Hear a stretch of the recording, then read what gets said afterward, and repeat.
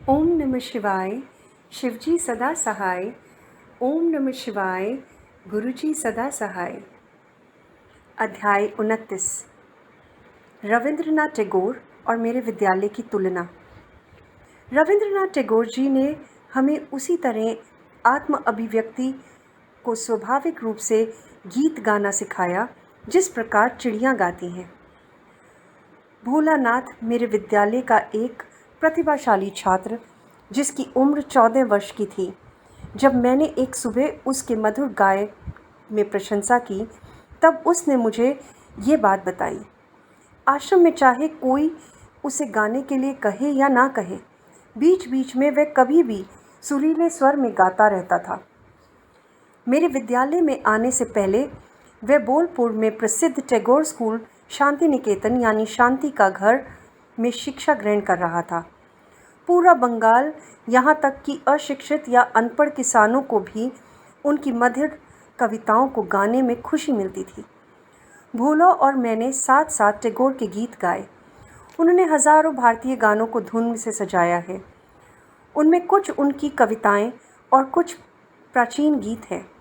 हमारे गाने के बाद मैंने कहा, मैं रविंद्रनाथ जी के साथ उनके नोबेल पुरस्कार पाने के बाद मिला था। भोला उस कहानी को जानने के लिए उत्सुक था। उसने मुझसे पूरा वृत्तांत सुनाने के लिए कहा। मैं उनकी ओर इसलिए आकर्षित हुआ क्योंकि उनमें बिना डरे अपने आलोचकों को दो टूक जवाब देने का साहस था। मैंने हंसकर कहा। मैंने उसे बताना शुरू किया। तत्कालीन विद्वानों ने उनके बंगाली काव्य में नई शैली लाने के लिए बहुत कड़ी आलोचना की थी। उन्होंने लोक शैली और शास्त्रीय शैली को आपस में मिला दिया, जो संगीत के पूर्व निर्धारित नियमों के विरुद्ध था, और संगीत के पंडितों को यह एकदम भी रास नहीं आया। उनके गीत मन को छू लेने वाले होते थे, साथ ही उसमें गहरे दार्शनिक सत्य और समावेश भी होता था। इसलिए उन्होंने उस समय के प्रचलित साहित्य तरीके की परवाह नहीं की। एक प्रभावशाली और प्रसिद्ध आलोचक ने रविंद्रनाथ टैगोर को कबूतर की तरह गुटरगू करने वाला, जो अपनी गुटरगू यानी रचना को 1 रुपये में छापने के लिए दे देता हो, लेकिन रविंद्रनाथ ने उसका बदला तुरंत ही ले लिया जब उन्होंने अपनी कविताओं का अंग्रेज़ी में अनुवाद करके गीतांजलि, गीतों की अंजलि का प्रकाशित की, तो पूरे पश्चिम जगत ने उनके चरणों में अपना श्रद्धा अर्पण की। पंडितों से भरी एक ट्रेन, जिसमें उनके आलोचक भी शामिल थे, उन्हें बधाई देने और उनका अभिनंदन करने शांति निकेतन पहुँचे। रविंद्रनाथ जी अपने अतिथियों से काफ़ी देर बाद मिले। फिर उनसे अपनी प्रशंसा निर्विकार भाव से चुपचाप सुनी। फिर उन्होंने उनके अपने अस्त्र आलोचना की ओर मोड़ते हुए कहा, सज्जनों, आप जिस तरह का संगठित गौरवपूर्ण सम्मान मुझे दे रहे हैं, उसमें आपके अतीत की मेरे एक प्रति वितरणा की दुर्गंध भी समाई हुई है। क्या मेरे नोबेल पुरस्कार मिलने और अचानक आप सब के द्वारा प्रशंसा करना, इसके बीच कोई संबंध है? मैं अभी भी वही कवि हूँ जिसने आपको बहुत नाराज़ किया था जब मैंने बंगाल के पवित्र मंदिर में अपने विनम्र गीत अर्पित किए थे। अखबारों ने टैगोर के निर्भीक फटकार का विवरण छापा। चापलूसी के से दूर उस व्यक्ति की स्पष्टवादिता ने मुझे बहुत प्रसन्नता दी। मैं बोलता गया। कलकत्ता में मिस्टर F.C.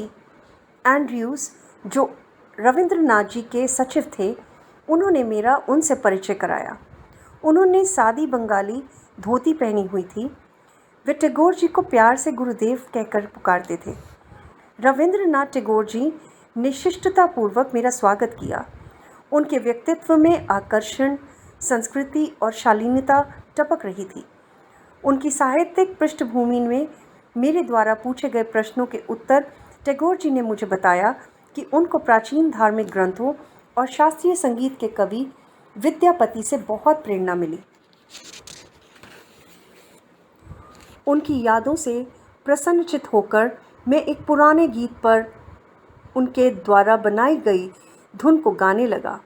अपने प्रेम के प्रकाश को जलाए भोला और मैं अपने विद्यालय के मैदान में खुश होकर गाते जा रहे थे।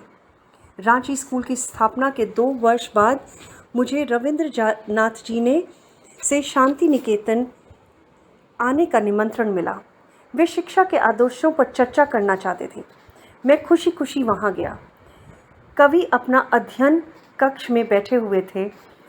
पहली बार की तरह इस बार भी मुझे उन्हें देखकर लगा कि वे एक पुरुषत्व का एक उत्कृष्ट मॉडल थे, जैसा हर चित्रकार उस तरह का चित्र बनाने की कल्पना करता है। उनके तराशे हुए नयन नक्श, कुलीन सामंती चेहरा, लंबे केश और लहराती हुई लंबी दाढ़ी, उनकी बड़ी बड़ी भावुक आंखें और देवदूत सदृश मुस्कुराहट, उनकी आवाज़ में बांसुरी जैसी मधुरता सचमुच सबको मंत्रमुग्ध कर देती थी। मजबूत, ऊंचे कद के और गंभीर, साथ ही उनमें स्त्री की कोमलता का पुट और शिशु की तरह खुशी से लिप्त फुर्ती से भरे हुए थे। कवि को अपनी किसी कल्पना में भी टैगोर सदृश एक सौम्यता की मूर्ति से अच्छी आकृति साकार नहीं हो सकती। टैगोर और मैं शीघ्र ही अपने स्कूलों का तुलनात्मक अध्ययन करने लगे। हम दोनों ने अपने अपने स्कूल प्रचलित पद्धति के अलग अलग स्थापित किए थे। हमने उनमें कई एक गुण देखे, जैसा बाहर खुले आकाश के नीचे शिक्षा, सादगी और बच्चे की रचनात्मक क्षमता के विकास का पर्याप्त अवसर। रविंद्रनाथ जी का विशेष ध्यान साहित्य और काव्य के अध्ययन, संगीत और गीतों द्वारा स्व अभिव्यक्ति पर था, जिसे मैंने पहले ही भोला में देख लिया था। शांति निकेतन के बच्चों की एक कक्षा का समय पूर्ण मौन पर होता था, लेकिन उन्हें योग की कोई विशेष शिक्षा नहीं दी जाती थी। कवि टैगोर ने मेरे पूरे विवरणों, जिसमें छात्रों को प्रशिक्षित किए जाने योगदा अभ्यासों और योग ध्यान की तकनीक की भी शामिल थी, उन्हें बहुत ध्यान और एकाग्रता से सुना। टैगोर जी ने मुझे अपने बचपन के शैक्षिक संघर्षों के बारे में बताया। मैं 5वीं कक्षा के बाद स्कूल से भाग गया था, उन्होंने हंसते हुए बताया। मैं इसे बहुत जल्दी समझ गया, क्योंकि उनके अंदर के कवि हृदय की कोमलता को स्कूली कक्षा के नीरस अनुशासित वातावरण का सहना कितना कठिन हो रहा था। यही कारण है कि मैंने पेड़ों की छांव और खुले आकाश के नीचे शांति निकेतन की स्थापना की। उन्होंने सुंदर से बगीचे में प्राकृतिक वातावरण से पढ़ते हुए बच्चों की तरफ भावपूर्ण मुद्रा से इशारा करते हुए बताया। एक बालक फूलों और पक्षियों की चहचहाट के बीच अपने प्राकृतिक वातावरण में रहता है।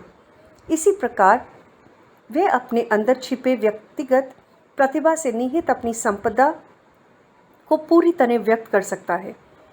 सच्ची शिक्षा को कभी रटा नहीं जा सकता और यूं ही नहीं ठूसा जा सकता, बल्कि वह किसी निहित ज्ञान भंडार को बाहर लाने की में सहायक होनी चाहिए। मैं उनसे सहमत था। केवल आंकड़ों और ऐतिहासिक कलाक्रमों को आहार की तरह पेश करके उनकी आदर्शवादी और किसी को आदर्श मानकर उनकी पूजा करने की प्रवृत्तियों से वंचित कर उन्हें भूखा मारते थे। कवि ने बहुत प्यार से अपने पिता देवेंद्रनाथ के बारे में बताया, जिनकी प्रेरणा से उन्होंने शांति निकेतन की शुरुआत की। मेरे पिताजी ने यह उपजाऊ भूमि दी, जहां उन्होंने पहले से ही घर और मंदिर बनाया हुआ था। रविंद्रनाथ जी ने मुझे बताया। मैंने वर्ष 1901 में अपना शैक्षणिक प्रयोग केवल 10 बच्चों के साथ शुरू किया। 8,000 पाउंड जो मुझे नोबेल पुरस्कार में मिले, वे स्कूल को बनाए रखने में व्यय हो गए। उनके पिता देवेंद्रनाथ जी महर्षि के नाम से दूर दूर तक जाने जाते थे। वह एक अद्भुत मनुष्य थे, जैसा कि उनकी आत्मकथा से जाना जा सकता है। हिमालय में उन्होंने अपनी युवावस्था 2 वर्ष ध्यान में बिताए थे। इसी प्रकार में उनके पिताजी श्री द्वारकानाथ टैगोर जो अपने दान धर्म और जन सेवा के लिए पूरे बंगाल में प्रसिद्ध थे। इस तरह के गौरवपूर्ण वंश से इतना प्रतिभाशाली परिवार पैदा हुआ। केवल रविंद्रनाथ जी ही नहीं, उनके सभी सगे संबंधियों ने रचनात्मक अभिव्यक्ति में अपनी प्रतिभा दिखाई है। उनके भाई गगनेंद्र और अवनींद्र भारत के शीर्ष चित्रकारों में आते हैं। उनका एक और भाई द्विजेंद्र बहुत गहरे दार्शनिक थे, जिनकी एक हल्की सी पुकार का जवाब पक्षी और जंगल के जानवर देते थे। रविंद्रनाथ जी ने मुझे अतिथि भवन में रात बिताने का निमंत्रण दिया। शाम को कवि अपने समूह के साथ आंगन में बैठे थे।